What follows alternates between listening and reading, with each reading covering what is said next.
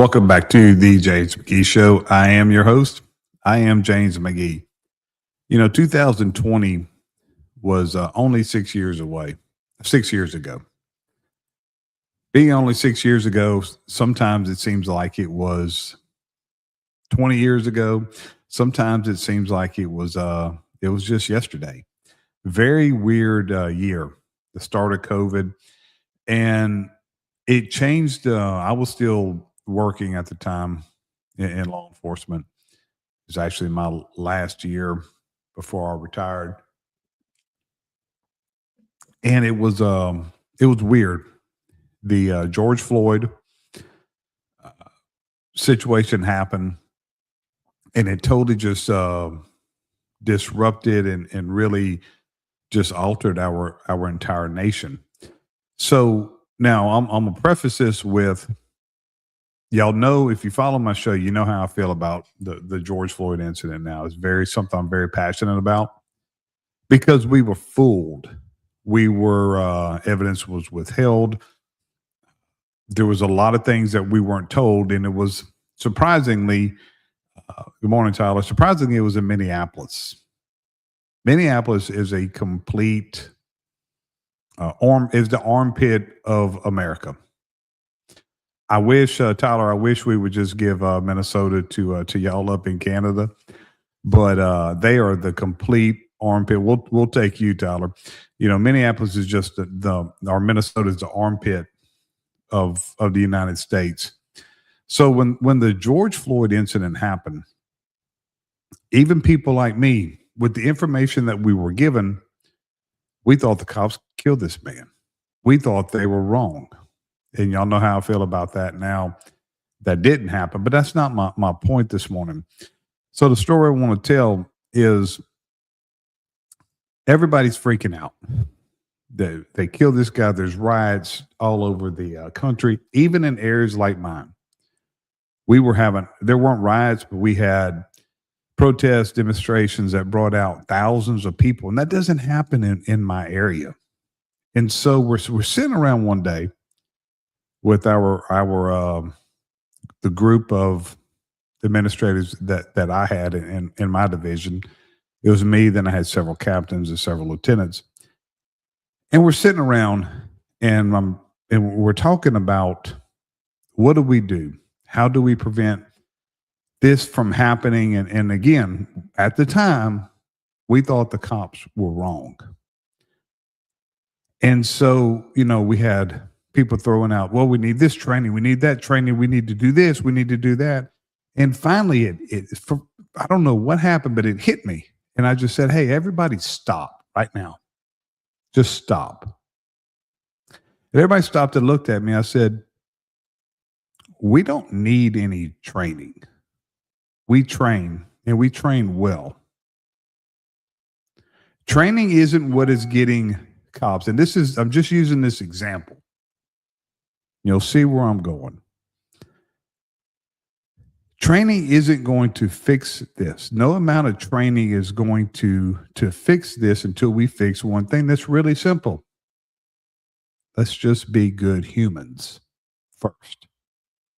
So a foundational principle in life, no matter what you do, is just be a good human being.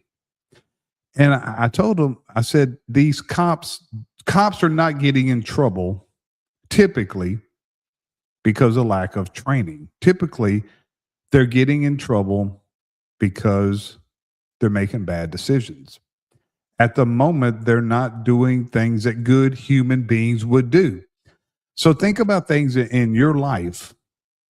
When things go wrong, I know for me, when things go wrong for me, it's because I'm not making good decisions. I'm not doing things that a good human does. We can be foundationally, or typically, we can be good human beings, or what would be described, or what we pride ourselves on as being good human beings, but then making decisions that are not consistent with a good human. So that's what we have to look at, especially this time right now. Think about things that are going on in our nation. And liberals, if you have any liberals listen to this, who pride themselves on, who think there's nothing more arrogant and more self-righteous and more of a sociopath than a liberal, because they are the absolute most hateful people. They preach love and love and hope and joy, and they're the most hateful, disgusting people because they're not being good humans. Do you think that, let's talk about Renee Good and Alex Preddy. No matter what, you think the action, the end result, if the cop was right or wrong, they were not being good human beings. They were not doing things that good human beings do. Good human beings don't impede in law enforcement investigations.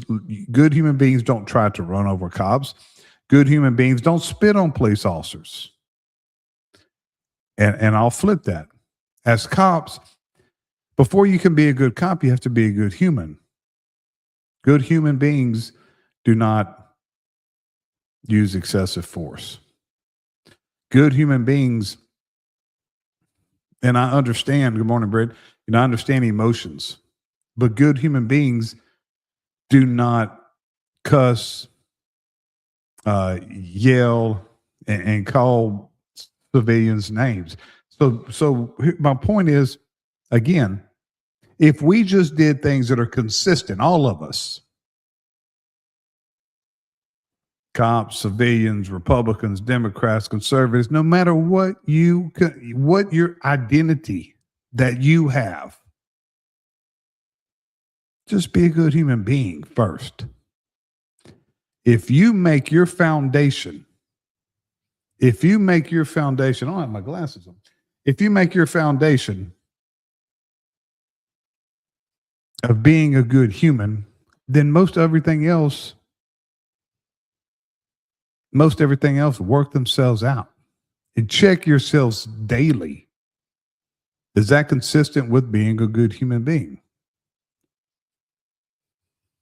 So that's what something I want to get off of my heart this morning before I moved on with expanding of why we are in the political mess that we are in right now. We're in the political mess that we're in right now. And yesterday, if you haven't watched yesterday's show, go watch it when we're done. And I showed several examples of some really dumb human beings. I don't know if they're a good human being or not, but they are really some dumb human beings. Gary McFadden, the sheriff of Charlotte, Mecklenburg County, may be a good human being, but he is one dumb human being, and he has no business of being a sheriff. But how does this happen? So I showed examples at AOC, Kamala, Gary McFadden, this other Congress lady. How do we end up with dummies? Well, again, and I say this a lot. It is our fault. It is the voters' fault. All comes down to us because we don't educate ourselves on the candidates enough, and we're letting people choose. We all have this individual vote, right? But let's reverse it. Let's peel this onion back a little bit. How do we make our decisions? It's no secret. It's a political strategy of who raises the most money wins. Now, what does money have to do with it?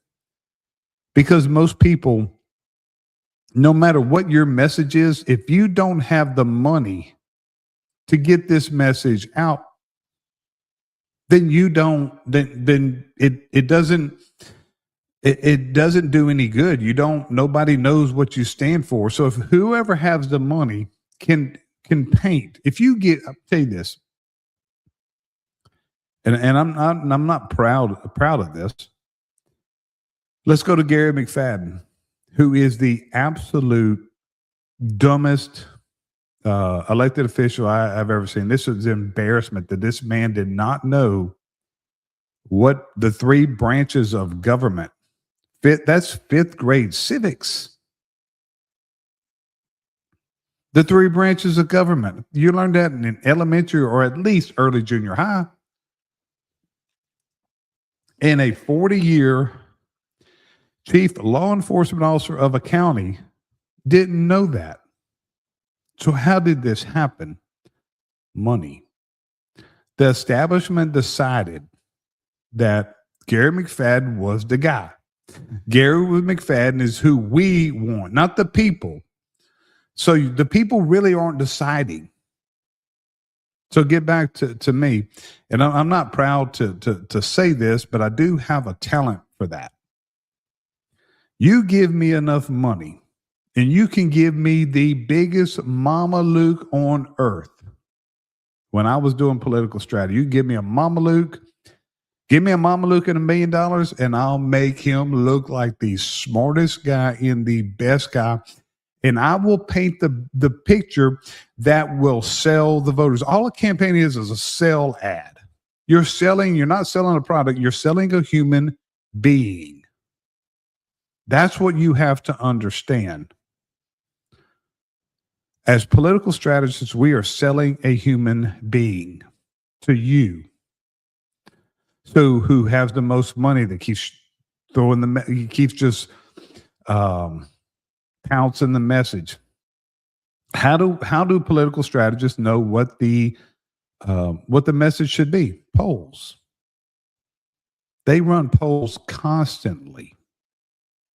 And a lot of you hang up. Don't hang up. Next time a poll, you listen to the questions. That will spell it. You'll understand if you participate in that process. You'll understand, because what they do is, okay, what's the people's what's their biggest concerns? What are they concerned about? Crime. Okay, well, we're going to paint this guy. You could paint. It's if you have the money, you can do whatever you want.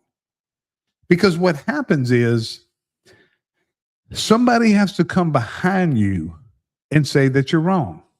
It's what I practiced for years is, okay, we're going to say our candidate is this. Our candidate is tough on crime. He is the law and order candidate. In my area, the law and order candidate is going to win, whether it is for mayor, district attorney, sheriff, state rep. Law and order wins in my area. So what we would do is we paint law and order. He is the law enforcement choice, because law enforcement is so respected in my area that if law enforcement is the choice, if law enforcement chooses a person, then most people, oh, he's the law enforcement choice. That's who we want. That's who the cops want. That's who we want. So what we would do is just, okay, he's the law enforcement choice. When you say it, when a political campaign says it, then what? Then they said it's true until somebody proves otherwise. What's going to happen to other candidates? Say, oh no, he's not the law enforcement choice. I am. Sounds goofy. Sounds silly. So you come out first, and then you say, okay, our candidate is the law enforcement choice, and then you start pouncing that message. So that's why I say money controls this. You're not in control of the election. The money is, because if you have enough money, you give me $1 million in a Mama Luke, I'm going to paint this person to be whatever the poll says he or she needs to be. And I promise you, it works. How do I know that it works? Because I've done it. Not proud to say that I have, but I have. And that's why the uneducated voter is the problem. And when I talk about an uneducated voter, I'm not picking. I don't care if you have an 8th grade education versus someone with a PhD. If the 8th grade education person decided, hey, I'm going to educate myself on the candidate, the issues, and really dive into what's behind the candidates, what PAC is behind the candidate, who's endorsing them, because why? You got to ask yourselves why.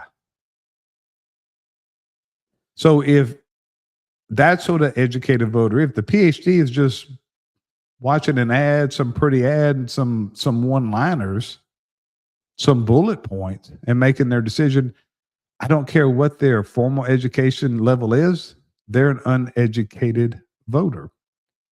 So you have to look at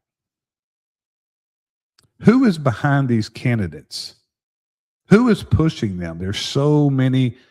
Man, I could go on and on about how this, and I will. I'm going to continue through, and I have been doing this. I'm going to continue throwing those things in there. There are races right now that are, let's say, 10, 12 years away, that the establishment, the political establishment, the political machine in your area locally, state, and nationally, they've already picked their candidate. 12 years from now, they have picked your candidate for you. And what they're going to do, they're going to get the money behind them, and they're going to shove them down your throat through the messaging and through the money. Because you have your own lives. You have your own thing. That's not your thing. But I'm going to tell you, if we want to stop having just complete buffoons like Gary McFadden, AOC, Kamala Harris, people like that, if we want to stop having them and start educating yourself on the issues, not just educating yourself on the issues, really dive into who is behind them and what the motive. I've said this before. When you look at an endorsement, no matter who endorses, it don't matter if it's the most popular. Barack Obama loves endorsing people. And he does not as much as he used to, but he carries some weight. But what I want you to do is anytime that Barack Obama or anybody else, whether it could be somebody locally that's always chiming in on a race, I want you to dive into that and ask yourself, why? Why is this person concerned about this particular race? I promise you that it's never about you.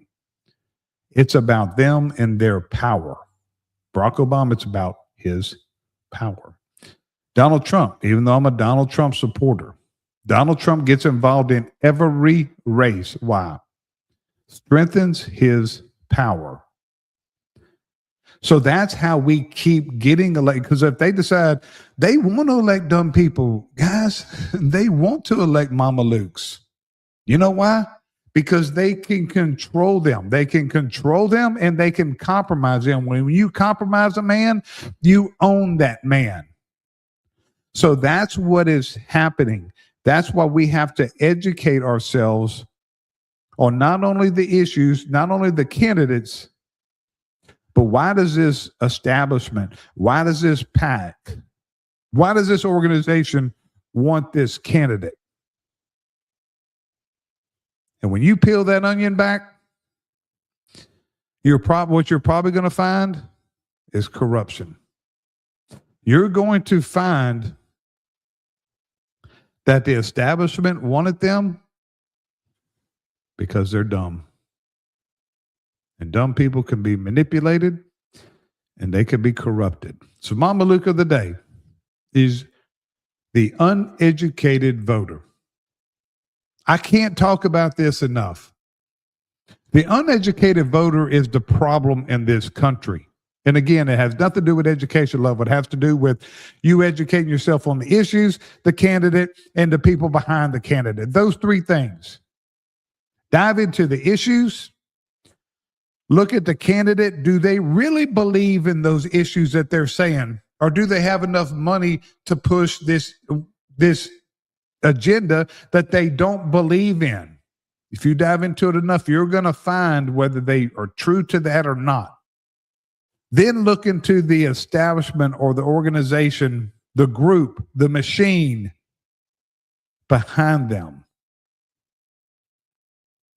And look at the motive. Or you are just an uneducated voting Mama Luke. That's all I have for you today. Be back tomorrow, 7 a.m. Central Standard Time. Until then, remember, no one's coming to save you. The world does not give a fuck. McGee is out.